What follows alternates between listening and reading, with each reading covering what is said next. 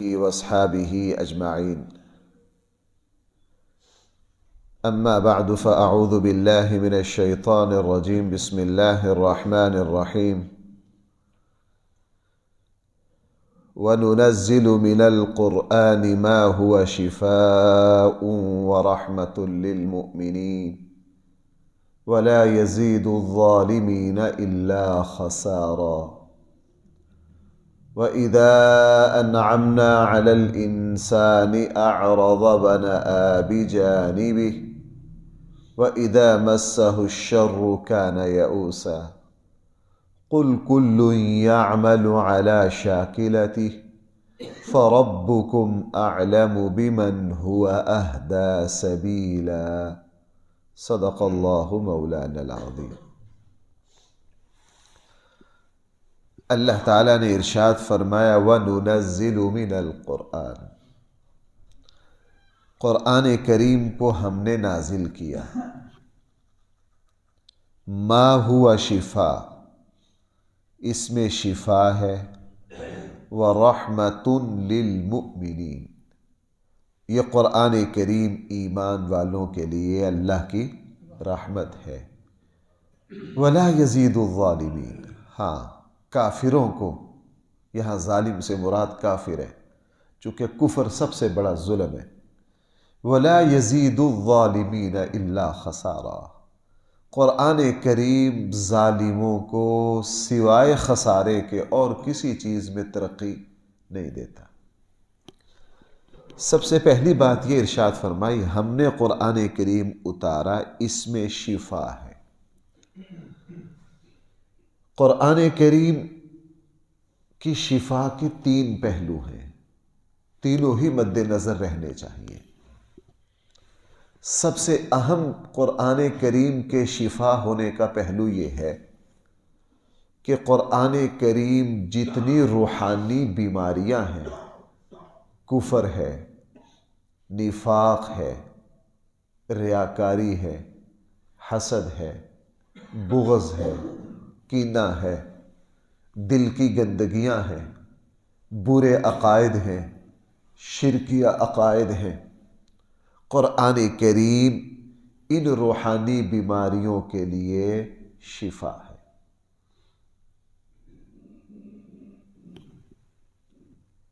اس سے یہ پتہ چلا کہ روحانی بیماریاں ہیں، ہم ان بیماریوں کو بیماریاں نہیں سمجھتے۔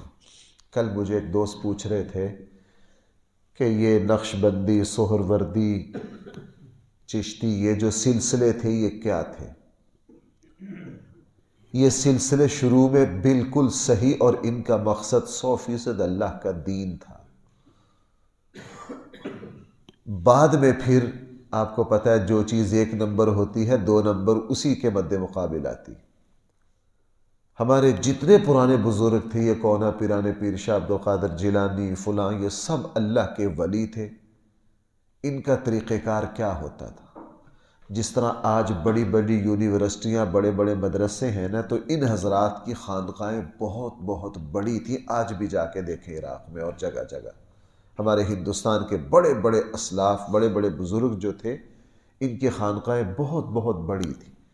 ہر وقت 500 1000 بندہ رہتا آگے، باقاعدہ داخلہ ہوتا، یعنی بغیر اجازت کے کوئی وہاں رہے، میں جی فلاں جگہ سے آیا ہوں۔ کس لیے آئے ہو؟ میرا مقصد آپ کی صحبت میں رہ کے دین سیکھنا ہے، اپنی تربیت ہے، اپنی اصلاح ہے۔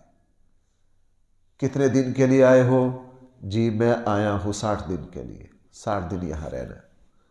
پھر خانقاہ میں جو نمازوں کی پابندی، ذکر و اذکار کی پابندی، تلاوت کی پابندی، اس میں پوری طور پر شریک ہونا ہے پہلے 10 دن۔ 10 دن کے بعد پھر آپ کے اوپر، آپ نے اب تہجد بھی پڑھنی ہے، آپ نے اب یہ کام بھی کرنا ہے، آپ نے اب یہ بھی کرنا ہے۔ اب 20 دن ہو گئے، 20 دن کے بعد اب آپ پر مزید تربیتی چیزیں۔ 1 مہینہ ہو گیا، 1 مہینے کے بعد پھر خفیہ، اس کو کوئی پڑھ نہیں سکتا تھا۔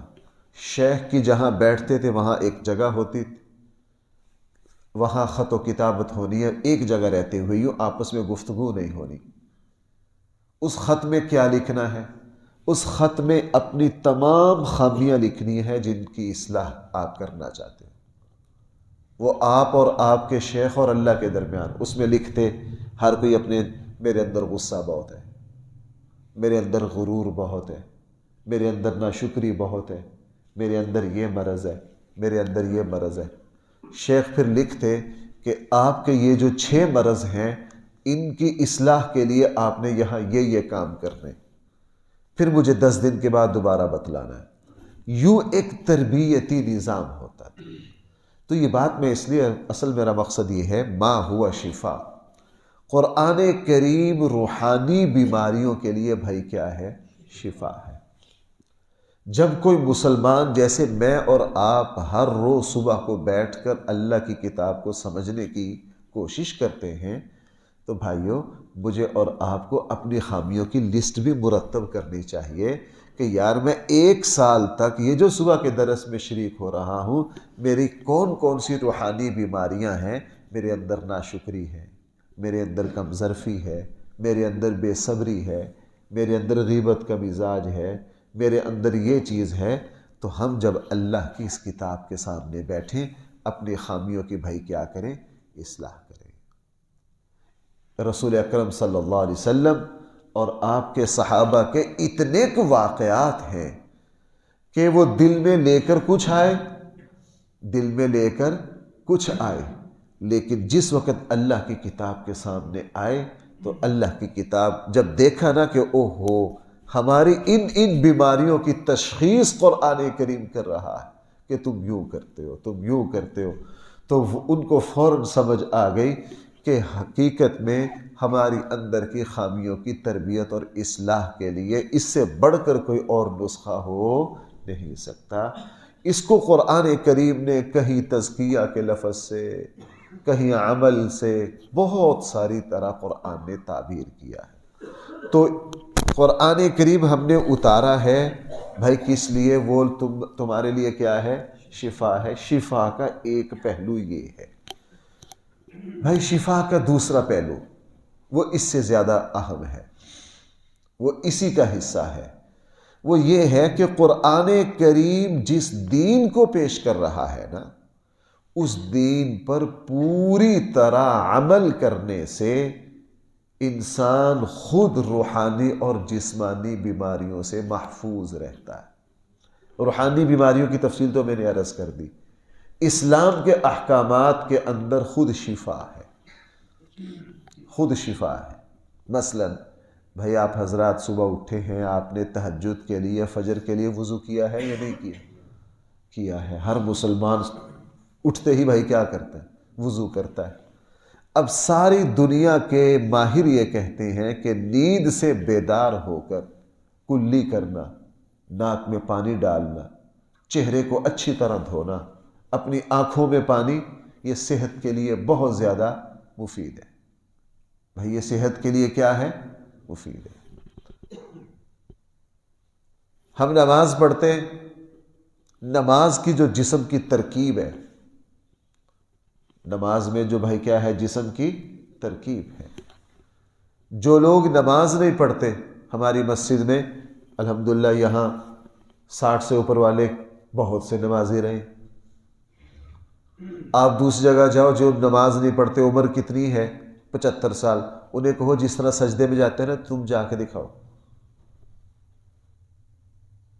بھائی جا سکتے ہیں؟ کسی کے گوڈے جام ہے، کسی کے گٹے جام ہے، اور ماشاءاللہ جو حضرات نماز پڑھتے رہتے ہیں آخری وقت تک، اللہ تعالیٰ ان کو کسی نہ کسی درجے میں بھائی کیا کرتا ہے؟ چلاتا رہتا ہے۔ اسلام کے احکامات بیماریوں سے حفاظت کا ذریعہ۔ بھائی کھانا کھانے سے پہلے ہم کیا کرتے ہیں؟ ہاتھ دھوتے ہیں۔ کھانا کھانے کے بعد کلی کرتے ہیں۔ ہر اہم موقع سے پہلے کیا کہا؟ غسل کرو۔ ہر اہم کام سے پہلے کیا کرو؟ غسل کرو۔ اسلام کے پورے احکامات پر اگر غور کیا جائے تو وہ بذات خود بہت بڑی شفا ہے۔ وہ بذات خود کیا ہے؟ بہت بڑی شفا ہے۔ نمبر 3، تیسرا پہلو، جسمانی بیماریوں سے قرآن کی تلاوت باقاعدہ ایک شفا ہے۔ رسول اللہ صلی اللہ علیہ وسلم کی سنت اور آپ کے عمل سے ثابت ہے۔ اسی لیے قرآن کریم کی تلاوت کر کے دم کر لینا، پھونک مار لینا، وہ بیماریوں سے شفا کا ذریعہ ہے۔ صحیح بخاری میں حضرت ابو سعید خدری رضی اللہ عنہ کی روایت ہے، امام بخاری نے اس کو ذکر کیا۔ حضرت ابو سعید خدری اپنے کچھ دوستوں کے ساتھ ایک جگہ سے گزر رہے تھے۔ اس زمانے میں آپ کو پتہ آبادیاں تھوڑی تھی، ہوٹل تو اس طرح ہوتے نہیں تھے۔ ایک قبیلے کے پاس سے گزرے، انہیں کہا کہ ہم مسافر ہیں، ہماری مہمانی، ہمیں یہاں ٹھہراؤ۔ ہماری اس وقت مسافر کہتے بھائی ہم مسافر ہیں، ہماری مہمانی کرو، دنیا کرتے۔ اس قبیلے نے ان کی مہمانی سے انکار کر دیا، انہوں نے کہا نہیں ہم نہیں تمہیں کچھ دے سکتے۔ بہرحال یہ وہاں ٹھہر گئے۔ تھوڑی دیر میں ایک خاتون آئی، اس نے کہا آپ میں کوئی دم کرنے والا ہے؟ حضرت ابو سعید خدری رضی اللہ عنہ نے پوچھا کیا مسئلہ ہے؟ انہوں نے کہا کہ جی ہمارا جو سردار ہے اس کو سانپ نے ڈس لیا۔ کہا بالکل کروں گا، لیکن میں 30 بکریاں لوں گا، چونکہ مہمانی نہیں کی تھی۔ کتنی بکریاں لوں گا؟ ہو گیا جی۔ جا کے حضرت ابو سعید خدری نے دم کیا اور اس کو شفا ہو گئی، انہوں نے 30 بکریاں دی۔ اب صحابہ اکرام میں یہ رائے کہ ان کو استعمال کرنا چاہیے کہ نہیں کرنا چاہیے، تو رسول اللہ صلی اللہ علیہ وسلم کی خدمت میں آئے، آپ نے اس کی تحسین فرمائی، اجازت دے دی۔ پوچھا کیا کیا؟ کہا اللہ کے حبیب میں نے تو سورہ فاتحہ کی تلاوت کی ہے، میں نے تو کیا کیا ہے؟ سورہ فاتحہ کی تلاوت کی ہے۔ اب سورہ فاتحہ رسول اللہ صلی اللہ علیہ وسلم نے خود فرمایا، سورہ فاتحہ کا بھائی دوسرا نام کیا ہے؟ سورۃ الشفا۔ بھائی اس کے ناموں میں سے ایک نام کیا ہے؟ سورۃ الشفا۔ اور حضرت خارجہ بن سلط رضی اللہ عنہ کا واقعہ بھی ابو داود جو حدیث کی کتاب ہے، ابو داود کتاب الطب میں، کتاب الرقا، باب الرقا میں اس حدیث کو ذکر کیا۔ ان کے چچا تھے، وہ ایک جگہ سے گزر رہے تھے، وہ بھی صحابی ہیں۔ انہوں نے ایک شخص کو دیکھا کہ زنجیروں سے باندھ رکھا ہے۔ پوچھا بھائی اس کو زنجیروں سے کیوں باندھ رکھا ہے؟ انہوں نے کہا جی یہ مجنون دیوانہ ہے۔ انہوں نے کہا میں اللہ کی کتاب پڑھ کے دم کرتا ہوں۔ تو انہوں نے قرآن کریم کی تلاوت کر کے دم کیا اور اس کا جنون جاتا رہا، تندرست ہو گیا۔ انہوں نے 100 بکریاں دیں، رسول اللہ صلی اللہ علیہ وسلم کی خدمت میں لائے، پوچھا، اللہ کے نبی نے فرمایا یہ بالکل حلال ہے تمہارے لیے۔ کیا ہے؟ اور پھر آگے بھی فرمایا، ابو داود کی حدیث ہے، اس کا اگلا جملہ بڑا اہم ہے، اس میں فرمایا کہ دم حلال بھی ہے اور دم حرام بھی ہے۔ جو حلال دم کے ذریعے کچھ کرے گا اللہ تعالیٰ اس کی کفایت کریں گے، جو حرام دم یعنی غیر اللہ سے مدد لے کر شرکیہ جنات اور غلط سلط دم درود کرے گا، بھائی وہ نقصان بھی اٹھائے گا۔ اور خدا حضرات کو پتہ ہے رسول اللہ صلی اللہ علیہ وسلم رات کو سوتے ہوئے سورہ فلق سورہ ناس کا دم ہاتھوں پر کرتے تھے، نہیں کر کے اپنے جسم پر پھیر لیتے تھے حفاظت کے لیے۔ تو قرآن کریم میں یہ بھی شفا ہے۔ اس کے واقعات تو ہم نے اتنے دیکھے ہیں، اتنے اہل علم نے لکھے ہیں کہ جسمانی طور پر قرآن کریم نے کس کس طرح بیماریوں سے شفا دی ہے۔ قرآن کی تلاوت کرنے سے اللہ تعالیٰ برکتوں سے نوازتے ہیں، نظر کی حفاظت ہوتی ہے، عقل کی حفاظت ہوتی ہے۔ اس لیے آپ نے قرآن پڑھنے پڑھانے والوں میں پاگل نہیں دیکھیں گے، آپ پاگل نہیں دیکھیں گے۔ تو قرآن کریم جو ہے بھائی شفا ہے روحانی اعتبار سے بھی، قرآن کریم شفا ہے عمل کے اعتبار سے بھی، اور قرآن کریم شفا ہے جسمانی اعتبار سے بھی۔ لہٰذا قرآن کریم کا دم کر لینا یا قرآن کی آیت کو لکھ کر کہیں لٹکا لینا، لگا لینا، یہ باعث برکت ہے۔ ایک مرتبہ میں نے یہی ایک دوست سے سنا تھا کہ جی قرآن کی آیت کو لکھ کر لٹکا لینا یہ تو بتوں کی طرح ہے، انہوں نے بت لٹکا رکھے تھے، تم نے قرآن کی آیتیں لٹکا لی ہیں۔ میں نے اسے کہا ظالم ذرا تشبیہ پر غور کرو، بت جو ہے اس کی پوجا کی جاتی ہے، قرآن کریم کی پوجا نہیں کی جاتی۔ بت جو ہیں وہ جاندار ہیں، قرآن کریم اللہ کی صفت ہے۔ کیا اللہ کے بندو تم کیا کر رہے ہو؟ مسلمانوں کا عمل بھائی 1400 سالوں سے یہ چلا آ رہا ہے، ہم مسجد کی دیواروں پر، گھروں میں قرآن کریم کی آیات فریم کر کے کندہ کرتے ہیں کہ نہیں؟ مسلمانوں کا عمل ہے، یہ باعث برکت ہے۔ یہ بھائی کیا ہے؟ باعث برکت ہے، اس سے برکت ہوتی ہے۔ ہاں یہ بات میں بیان کر چکا ہوں بار بار، بھی میرا اس مقصد بھی نہیں ہے، ایسے دم درود، ایسی چیزوں سے بچنا چاہیے جس میں شرکی الفاظ ہو، کفری الفاظ ہو، غیر اللہ سے مدد مانگی گئی ہو۔ اور میں آج کے زمانے سے آپ سے عرض کروں، بد عمل لوگوں سے بھی بچنا چاہیے۔ جس شخص کو دیکھو کہ یہ خود بد عمل ہے، وہ چاہے قرآن کے آیات بھی پڑھ کر دم کرے، نہ، بد عمل کی ایک نحوست ہے۔ بھائی بد عمل کی کیا ہے؟ ایک نحوست ہے۔ اس لیے فرمایا وَنُنَزِّلُ مِنَ الْقُرْآنِ، ہم نے قرآن کریم اتارا، ما ہوا شفا، اس میں روحانی بیماریوں کی بھی شفا ہے، اس کے احکام سراپا شفا ہے، اس میں جسمانی بھی شفا ہے۔ اگلی بات وَرَحْمَةٌ لِّلْمُؤْمِنِينَ، اس میں بھائی ایمان والوں کے لیے کیا ہے؟ رحمت ہے، یہ سراپا رحمت ہے۔ اس کے احکام اللہ تعالیٰ کی رحمت اترنے کا سبب ہے۔ مثلا اس نے حکم دیا صلہ رحمی کرو، جس گھر خاندان میں صلہ رحمی ہوگی اس گھر میں اللہ کی رحمت اترے گی، تو بھائی اس گھر کے لیے قرآن رحمت بن گیا کہ نہیں؟ بن گیا۔ اس نے حکم دیا یتیم کے ساتھ مہربانی کرو، جس گھر میں یتیم کے ساتھ مہربانی کی جائے گی اللہ کی رحمت اترے گی۔ اس کتاب نے حکم دیا کہ ماں باپ کا حق کو ادا کرو، جس گھر میں ماں باپ کو عزت و احترام دیا جائے گا اللہ تعالیٰ کی طرف سے اس گھر پر کیا اترے گی؟ رحمت اترے گی۔ اور رسول اللہ صلی اللہ علیہ وسلم نے فرمایا جس گھر میں قرآن کریم کی تلاوت کرتے ہو، جہاں بیٹھ کے کرتے ہو، وہاں اللہ تعالیٰ کی طرف سے رحمتیں اترتی ہیں۔ صحیح حدیث ہے، فرمایا کہ جس گھر میں، جس دل میں قرآن کریم نہیں ہے وہ بیکار، ویران، غیر آباد گھر کی طرح ہے۔ اس لیے وہ مشہور واقعہ ہے حضرت غالباً اسید بن حضیر رضی اللہ عنہ کا ہے کہ وہ تہجد میں قرآن کریم کی تلاوت کر رہے تھے اور قریب گھوڑا بندھا ہوا تھا۔ بھائی وہ ڈرنے بدکنے لگ گیا کہ نہیں؟ وہ ڈر گئے کہ پتہ نہیں کیا ہوا، قریب ہی بیٹا سویا ہوا تھا، اور نے کہا کبھی گھوڑا بچے کو نہ کچلتے۔ جلدی جلدی نماز مختصر کر کے سلام پھیرا، سلام پھیر کے دیکھا گھوڑا بھی آرام سے کھڑا ہو گیا۔ کہا یہ کیا؟ پھر نیت باندھ لی، پھر ویسے ہی 2-3 مرتبہ ایسے ہوا، سمجھ میں نہ آیا، سلام پھیرے گھوڑا کھڑا ہو جائے، تلاوت شروع کریں۔ صبح کو رسول اللہ صلی اللہ علیہ وسلم کی خدمت میں آ کے بات عرض کی، اللہ کے حبیب نے فرمایا تم قرآن کریم کی تلاوت کر رہے تھے، تمہارے اوپر اللہ کی اتنی رحمت اتر رہی تھی، فرشتے تھے، اور تمہارا جو گھوڑا جو ہے وہ حرکت میں تھا، وہ فرشتوں کو دیکھنے کی وجہ سے تھا۔ اس لیے بھائیو قرآن کریم سے بڑھ کر اللہ تعالیٰ کی رحمت ایمان والوں کے لیے اور کوئی ہو؟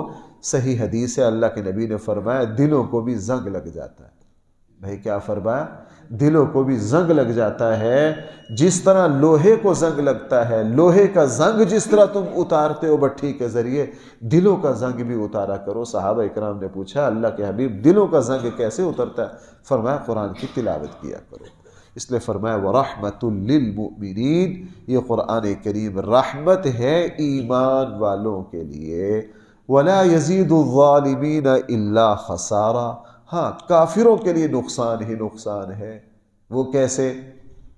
قرآن کی 5 آیتیں اتری، انہوں نے 5 کا انکار کیا، 10 کی کفر اور بڑھ گیا، 15 کی اور کفر۔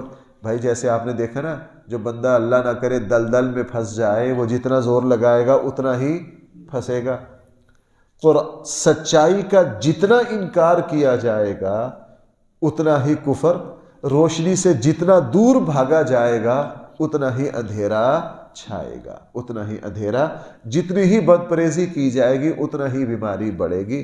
اس لیے فرمایا قرآن کریم جو ہے یہ کافروں کے لیے وَلَا يَزِيدُ الظَّالِمِينَ إِلَّا خَسَارًا، یہ ان کے لیے باعث نقصان اور باعث ذلت ہے۔ اللہ تعالی ہم سب کو قرآن کریم کا صحیح فہم عطا فرمائے۔